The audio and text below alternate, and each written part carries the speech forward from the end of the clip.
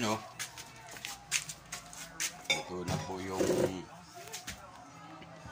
Luto na po yung ano natin. Yung kain natin o. Na niluluto natin kanina pananghalian. Yan yung bangus po. Bangus na nilagyan ng puso, kalamyas, sili. Yan o. Kain po tayo. Ayan.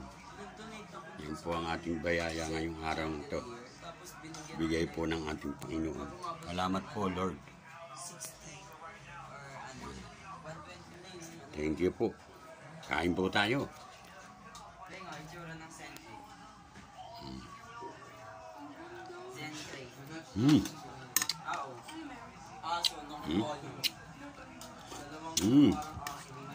Sabaw pa lang. Pusong-puso na. Kain na kayo.